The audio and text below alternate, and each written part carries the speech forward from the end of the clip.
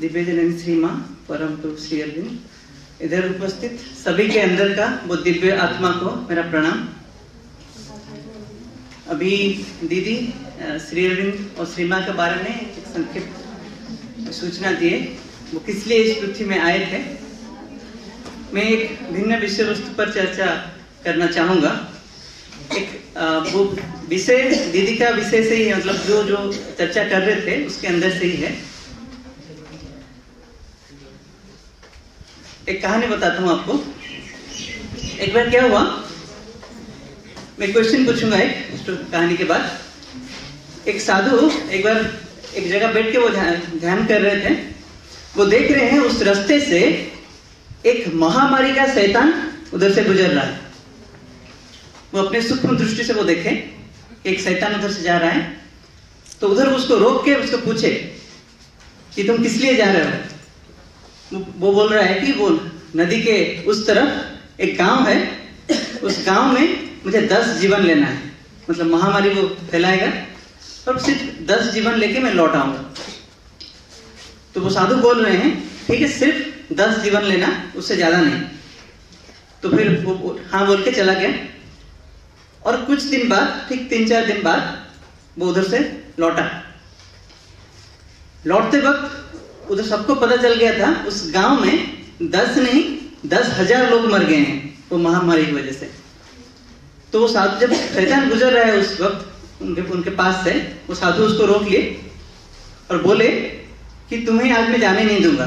तुम बोल के मुझे गए थे सिर्फ 10 जीवन लोगे, पर तुम 10,000 जीवन ले गए। वो शैतान तो ये बोल रहा है, साधु जी मैं ऐसा कभी कर सकता हूँ क्या? मैं आपको वचन दे के गया था सिर्फ 10 जीवन लूंगा, तो महामारी की वजह से सिर्फ 10 लोग ही मरे हैं। तो साधु जी में पूछ रहे हैं तो बाकी लोग कैसे मरे? कैसे मरे? कैसे मरे?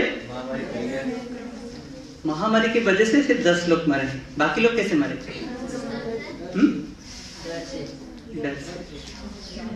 तो शैतान बोला कि 10 लोग सिर्फ मरे हैं महामारी की वजह से, पर बाकी जो लोग वो मरे हैं सिर्फ भय और शंका की वजह से। हम देखेंगे इस दुनिया में ऐसा ही सिचुएशन क्रिएट हो रहा है। अभी श्री माँ का एक मैसेज मैं पढ़ रहा हूँ, अभी इस सेशन के अंदर कुछ मैसेज उनका थोड़ा बोलना चाहूंगा। बोल रहे हैं एपिडेमिक्स। एपिडेमिक्स का मतलब क्या है? महामारी बोल रहे हैं। और so called epidemics like those which are raging at present, उनके समय में बोल रहे हैं, उस वक्त भी महामारी होता था, उस वक्त भी जीवन जाते थे। तो बोल रहे हैं 99 times out of 100 they come from fear. 100 में से मतलब 99 टाइम्स वो जो एपिडेमिक्स आते क्यों हैं? इस डर की वजह से ही आते हैं। जिस जगह पे नहीं आना चाहिए उस जगह पे आते हैं तो डर की वजह से। तो बोल रहे हैं which even becomes a mental fear in its most sordid form, promoted by newspaper articles, useless talk and so on। बोल रहे हैं कि एपिडेमिक्स, हमारा अभी का सिचुएशन जो कोरोना का सिचुएशन, कोरोना के एपिडेमिक घोषित किया गया, एक पैंडेमिक घोषित किया गया। क्यों घोषित किया गया? क्योंकि इतना जल्दी से वो क्या फैलना शुरू हुआ। तो वो बोल रहे हैं एग्जैक्टली जिस जगह ये पैंडेमिक हो रहा है, हर जगह ये एक्चुअल पैंडेमिक नहीं है, ये किसी ना किसी डर की वजह से आ रहा है। तो बोल रहे हैं एक मानसिक भय, एक मेंटल फियर, वो इतना वो तीव्र हो जाता है। किसके वजह से? क्योंकि हम जहां भी देखेंगे लोग बातचीत करते हैं तो उसके बारे में बातचीत करते हैं, न्यूज़पेपर में आर्टिकल निकलता है उसके बारे में निकलता है, हम टीवी सीरियल देखते हैं, मूवी में भी ये चीज दिखाया जाता है। हर मोबाइल में जब वीडियो निकालोगे, मोबाइल में जियो का हेलो टून में भी वही सुनाई देगा कि ये होगा, ये होगा, ये होगा। तो मतलब कहां भी जाओ आप, मतलब वही बात आप सुनते रहोगे। तो इसका मतलब ये चीज हम सबके अंदर एक भय फैला रहा है। तो वो बोल रहे हैं मैक्सिमम बीमारी का कारण भी यही है। तो बोल रहे हैं कि the first thing from which you must cure yourself once forever is fear. जो चीज हमारा अंदर से वो निकालना है, खुद को उससे मुक्त करना है, वो है डर। बोले it is more dangerous than the worst disease. सबसे बड़ा भय से, सॉरी, सबसे बड़ा रोग से ये भय उससे भी बड़ा रोग है। तो वो बोल रहे हैं जितना भी हमारे अंदर वो रोग आता है उसका कारण भी वही भय है। अब देखोगे बचपन में कोई कोई बच्चा बारिश में भीगने चला जाता है, तो हम घर में हमेशा बोलते रहते हैं तुम बारिश में भीग के गए हो बुखार हो जाएगा, बारिश में भीग के आओ बुखार हो जाएगा। तो जैसे भी बुखार होगा ऐसे बोलते जाते हैं और सच में बुखार हो जाता है। हाँ या ना? होता है। पर कुछ कुछ बच्चों को आप देखोगे उसको उनके कोई कुछ नहीं बोलता, बारिश में भीग के भी आते हैं, मतलब दिन भर भीगते रहते हैं, उनको कुछ नहीं होता है। तो एग्जैक्टली क्या प्रॉब्लम था उधर? मैं नहीं बोल रहा हूँ कि पानी गिरने से सर्दी नहीं लगता, ऐसा नहीं है, पर मैक्सिमम केस में जो नहीं होता वो होता है बिकॉज ऑफ दिस फियर। जैसे कि एग्जाम्पल मैं खुद देखा हूँ। एक बार एक घर में गया था, उसका एक बेटा था, एक उनका जो घर में थे उनका बेटा क्या हुआ, एक चाकू लेके आया, वो एक एप्पल लेके आया उसको काटने के लिए। तो छोटे बच्चों को तो चाकू नहीं देते हैं, तो उनका जो पेरेंट्स थे वो बोल रहे हैं देखो चाकू बहुत शार्प है, तुम्हारा हाथ कट जाएगा। वो कोशिश करे, बहुत मुझे लग रहा है कटेगा नहीं, मतलब ये तो काट लेगा उसे, क्या प्रॉब्लम है एक एप्पल काटने में। वैसे काट रहा है, थोड़ा उसको पकड़ के, तो उसको वो बार बार बोलने लगे। तो वो बोल रहे हैं नहीं होगा नहीं होगा कुछ नहीं होगा, तो वो बार बार बोल रहे हैं देखो शार्प है, जरूर कट जाएगा जरूर कट जाएगा, जरूर कट गया और कट गया। मैं जिस सिचुएशन को देख रहा हूं उधर, मतलब किसी भी एक चांस भी नहीं था उधर हाथ कटने का, पर इतने बार उसको बोलने लगे वो मना भी कर रहा है, उसके अंदर वो डर नहीं था, पर अचानक से उसका हाथ कट गया, कैसे हुआ पता नहीं। और वो पेरेंट्स क्या बोलने लगे, मैं पता था अपना हाथ कट जाएगा। मैक्सिमम समय ये चीज हमेशा एक वातावरण में घूमता रहता है। जो हम सोचते हैं, जिसका डर होता है उसका स्पंदन पूरा वातावरण में घूमता रहता है। और हमारा प्रॉब्लम क्या है, हम कैसे वो डर को अंदर लाते हैं। तो ये बोल रहे हैं एक मैसेज, सिनेमा का एक मैसेज है, fear is a hidden consent. Consent मतलब क्या, एक सम्मति। हम सम्मति देते हैं कि तुम आओ, मेरे अंदर आओ।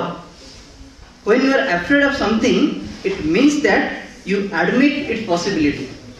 बोले तुम जिसको डर रहे हो, मतलब उसको अपने अंदर आने का तुम एक अलाउ दे रहे हो, एक परमिशन दे रहे हो। You are admitting and thus strengthen its hand. तुम उसको और सख्त कर रहे हो, उसका शक्ति और बढ़ रहा है। तो बोल रहे हैं it can be said that it is a subconscient. मतलब ये हमारे अंदर, आपको सबकॉन्शियस माइंड के बारे में पता है? पता है? हमारा देखो, हमारा जो मन है, इस मन का हम देखेंगे 10 भाग सिर्फ ऊपर में है, सरफेस पे है। उसका 90% भाग हमारा मन का वो अंदर है, वो कभी दिखता नहीं है। उसमें कुछ हम जो सोचते हैं, हम सरफेस माइंड में सोचते हैं। कभी कभी हम समंदर में पहाड़ देखे होंगे, जो समंदर से थोड़ा निकला है ऊपर, वो पहाड़ का सिर्फ कुछ 10 भाग ही ऊपर होता है और 90 भाग नीचे होता है। वैसा ही हमारा मन का जो सक्रिय मन है वो ऊपर है और 90 भाग 90% मन अंदर है, जिसके बारे में हमें कुछ पता नहीं है। पर जितने जितने डर होते हैं वो उसके अंदर ही छुपा रहता है। अभी दीदी जब पूछ रही थी कि किसको डर लगता है और किससे डर लगता है, कोई बोला भूत से डर लगता है। भूत से डर हम सबके अंदर है, हाँ या ना? बस वे अकेले नहीं थे। तो दीदी बोले मैं एक्सपेक्ट नहीं कर रही थी, पर हम सबके अंदर वो डर है। तो कहाँ छुपा है? कुछ लोग बोल रहे हैं मुझे डर नहीं लगता, फिर भी हमें डर है। अभी अचानक से तुम रात में जा रहे होगे, भूत आ जाएगा, डर नहीं लगेगा? भूत क्या होता है? भूत क्या होता है? नहीं, कोई एक बोलो, भूत क्या होता है? किसको डर लगता है? हाँ, खड़े हो जाओ, ठीक है, मास्क थोड़ा नीचे करके बताओ, भूत क्या होता है?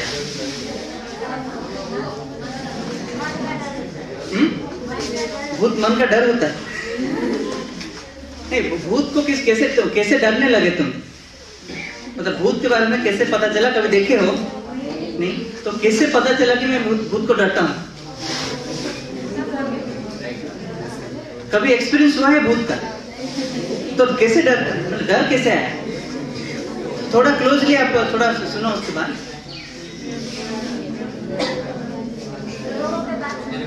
लोगों के बात सुन के, मूवी देख के, सीरियल देख के, ये सब चीजें हम जब देखते हैं, सुनते हैं, ये एक इम्प्रेशन हमारे माइंड में स्टोर होकर रह रहा है। वो कहाँ स्टोर होकर रह रहा है? थोड़ा सब साइलेंट रहेंगे। वो हमारा सबकॉन्शियस माइंड, वो अवचेतन मन में वो स्टोर होकर रहता है बैठ कर। तो ऐसा ही हर चीज का डर, मतलब मैं बचपन में माँ बाप जो बोलते आ रहे हैं मेरे दिमाग में अभी तक है।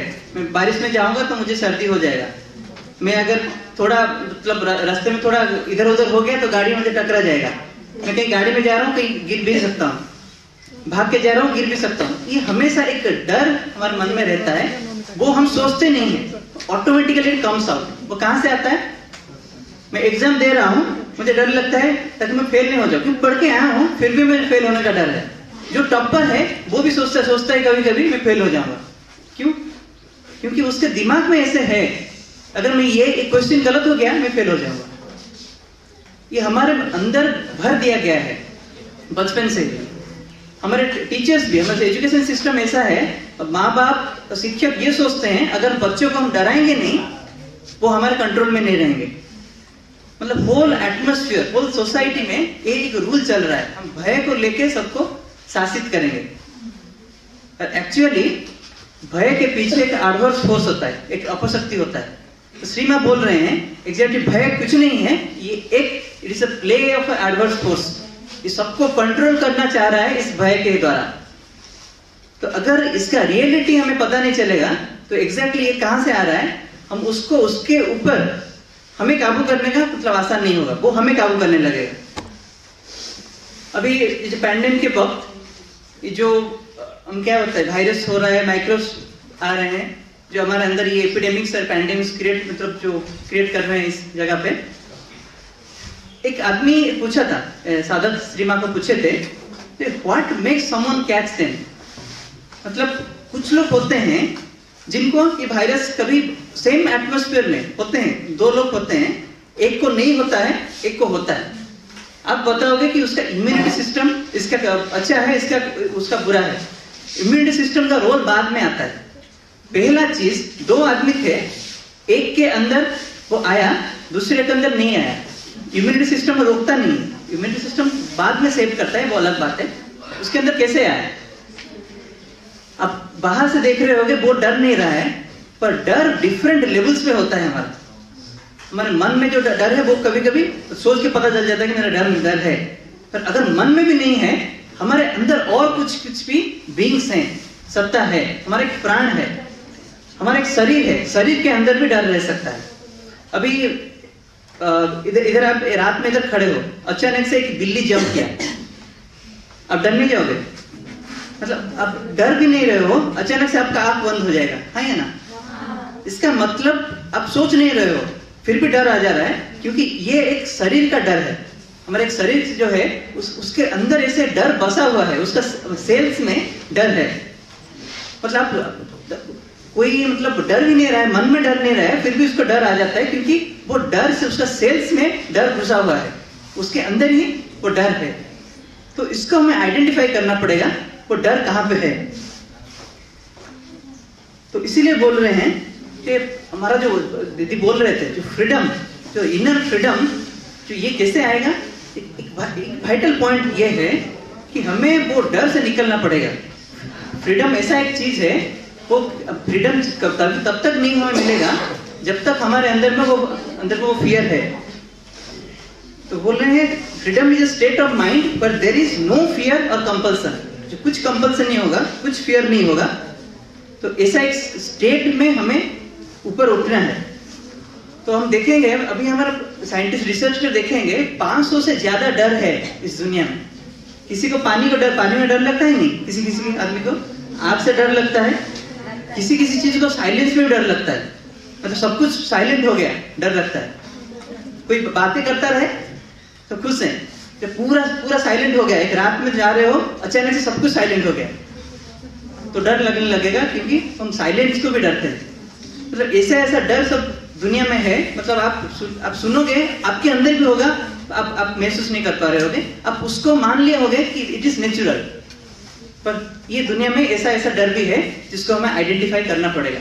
तो श्री मां को जब पूछा गया ये डर क्यों आता है, उसका वो 3 कारण बता रहे हैं डर हमारे अंदर क्यों आता है। एक कारण वो बता रहे हैं, fear it comes because one wants to secure one self. एक आदमी खुद को हमेशा सुरक्षा देना चाहता है, वो नेचुरली उसके अंदर आ जाता है। तो अगर मुझे कोई भरोसा दे कि मेरा सुरक्षा, मैं सुरक्षित हूं, हमेशा सुरक्षित हूं, डर आएगा। इसका मतलब मेरे ऐसा कुछ है कि मुझे हमेशा ये लगा रहता है मैं इसी चीज से सुरक्षित नहीं हूं। मैं अगर पैसा नहीं, मैं अगर आप पूछ रहे थे दीदी उस वक्त कि आप पढ़ाई के बाद आपको जॉब नहीं मिलेगा, नौकरी नहीं करेंगे, तो इधर तुम आ रहे हो सिर्फ ज्ञान के लिए, आपको डर लगा रहेगा कि नहीं? लगा रहेगा, क्योंकि मैं क्यों पढ़ने आ रहा हूँ अगर कुछ फायदा ही नहीं है, मैं जीवन में क्या करूंगा? तो मतलब आपके पास एक सिक्योरिटी नहीं है, आप खुद को सिक्योर नहीं फील कर रहे हो। मैं जितना ही पढ़ लूं, अगर मुझे कोई बोल दे रहा है कि मैं नौकरी नहीं मिलेगा, तो मतलब वो डर मेरे अंदर हमेशा मतलब ऐसे ही रह रहा है। ऐसे हर चीज का डर मेन चीज है उसके अंदर कि मैं खुद को सिक्योर करना चाहता हूँ। मृत्यु से भी डर लगता है, इंजर्ड होने से डर लगता है। तो सबसे बड़ा फियर है मौत का डर, वो सबके अंदर है अभी। पर श्री अरविंद बोल रहे हैं ऐसा एक स्थिति है वो डर को भी अतिक्रम कर सकते हैं। उस चीज को बाद में आएंगे। फिर एक दूसरा रीजन को जाते हैं, डर क्यों आता है। श्री मां बोल रहे हैं because we doesn't know, we don't know. क्योंकि जिसको भय कर रहे हो अगर उसके बारे में आपको पता नहीं है, इसलिए भय आता है।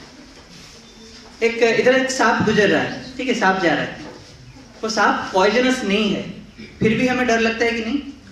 क्योंकि हमें पता नहीं है कि वो पॉइजनस है या नहीं, इसलिए हमें डर लगता है। अगर मुझे कोई बता दे कि सांप इधर से जा रहा है जो कि पॉइजनस नहीं है, तो मुझे डर लगेगा क्या? इसका एक रीजन ये है कि जिसको हम डर रहे हैं उसका रियलिटी हमें पता नहीं है। मुझे बताइए, भूत से डर लगता है, भूत क्यों लगता है? क्योंकि भूत एग्जैक्टली क्या है, उसका रियलिटी क्या है हमें पता नहीं है। अगर हमें रियलिटी पता चल जाएगा भूत एक क्या है, तो हमें डर नहीं लगना चाहिए। तो एक चीज आप देखो, भूत के बारे में, भूत क्या है? एक अशरीरी सत्ता है, मतलब जिसका कोई बॉडीलेस बीइंग है। बॉडीलेस बीइंग मतलब क्या? देखो, हम जब इसको आत्मा बोलते हैं वो वास्तव में आत्मा नहीं है। हमारा जो इधर हमारे अंदर 4 सत्ता है, 4 बीइंग्स वी हैव। एक है हमारा शरीर जो दिखता है, एक है मन जिसे हम सोचते हैं, और एक प्राण सत्ता है जिसको हम जीवनी शक्ति भी कह सकते हैं।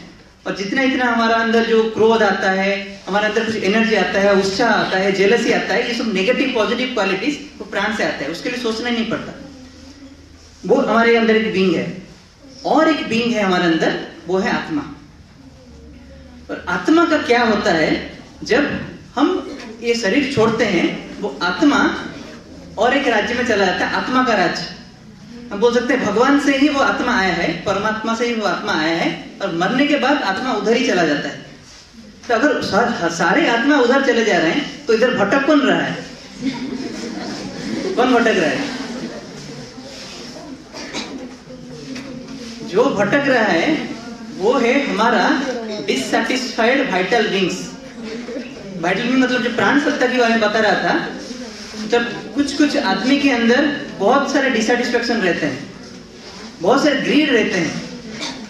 कोई मतलब किसी को अचानक से डेथ हो गया, उसका अटैचमेंट रहता है अपने बॉडी के साथ, अपने फैमिली के साथ, अपने एटमॉस्फेयर के साथ। तो ऐसे ऐसे सोल्स वो घूमते रहेंगे जिनका अटैचमेंट बहुत है, जिनका ग्रीड बहुत है।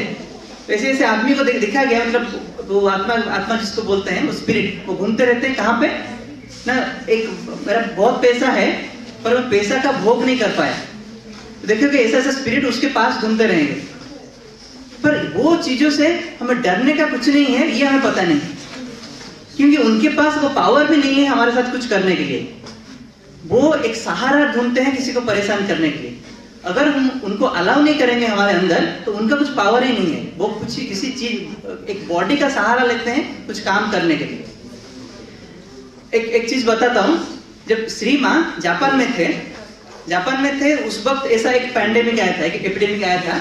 उधर भी उस वक्त एक वायरस घूम रहा था और सब लोग मास्क का शुरुआत उधर से हुआ, सब लोग मास्क पहनने लगे इस डिजीज के लिए।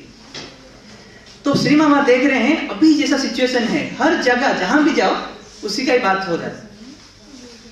तो श्री माँ एक बार वो उनका एक जगह को घूमने जाना था, किसी से मिलना था, बहुत अर्जेंसी था। वो ट्राम में जा रहे हैं तो उधर वो देख रहे हैं एक उनको कुछ समय के लिए देखिए सब लोग यही बात कर रहे हैं, जहां भी देखो मास्क पहन रहे हैं, लोग पहन रहे हैं। मास्क पहनने से डर नहीं लगता? कभी लोग सारे लोग मास्क पहन रहे हैं, मैं नहीं पहन रहा हूं, डर नहीं लगेगा? तो ऐसा ही डर उनके अंदर से देख रहे हैं कि मुझे डरने का कुछ बात नहीं है, फिर भी एक फियर का वाइब्रेशन उनके अंदर आ गया, वो अनुभव कर रहे हैं। वो उधर से जाके किसी के साथ वो कुछ कांटेक्ट नहीं हुआ उनका, आके घर में जब आए उनको बुखार हो गया। तब वो योग का भी अभ्यास कर रहे थे, फिर भी उनको वो मतलब वो फियर का एक वाइब्रेशन जो एटमॉस्फेयर में घूम रहा था उनको आके काबू किया। और बुखार इतना बढ़ने लगा कि वो देख रहे हैं मतलब वो किसी से एक समय देख रहे हैं मैं और जिंदा नहीं रहूंगा। तो तब वो फील कर रहे हैं एक्चुअली और एक कोई एक ऐसे ही अशरीरी सत्ता, एक बॉडीलेस बीइंग उनके ऊपर काबू कर रहा है। कंक्रीटली फील कर रहे हैं, वो अपना सूक्ष्म दृष्टि से देख रहे हैं वो जो बीइंग उनको काबू कर रहा है वो एक उसका सर नहीं है, उसका सिर्फ हाथ पैर है, बॉडी है, उसका सर नहीं है। वो उनको काबू करने की कोशिश कर रहा है। तो वो देख रहे हैं उनका गला दबाने लग गया वो। तो वो देख ले इससे मैं कैसे बचूं। तो उसके बाद वो अपना योग शक्ति उसके ऊपर प्रयोग किए और वो उसको उधर से डिसअपियर कर दिया, उसको ध्वस्त कर दिया। तो उसके बाद वो देखे कि वो जापान का एटमॉस्फेयर में उसका नेक्स्ट डे से ही कोई आदमी को बीमारी नहीं हुआ, कोई आदमी उसके बाद नहीं मरा। तब वो उनको पता चला कि ये जब जापान में जो वो पैंडेमिक आया था उस वक्त, वो फर्स्ट वर्ल्ड वॉर के वक्त जब ट्रेंच में कुछ सैन्य उसके अंदर गए थे और दूसरा पक्ष का जो सैन्य उनका गला काट दिए थे। तो वो सब बींग्स वो क्या उनका जो स्पिरिट, उनका जो वाइटल बींग्स वो घूम रहे थे उधर, और वो घूम के इस तरह का एक पैंडेमिक्स वो शुरू किए। उनका पीछे एक एडवर्स फोर्स उनको कंट्रोल कर रहा था।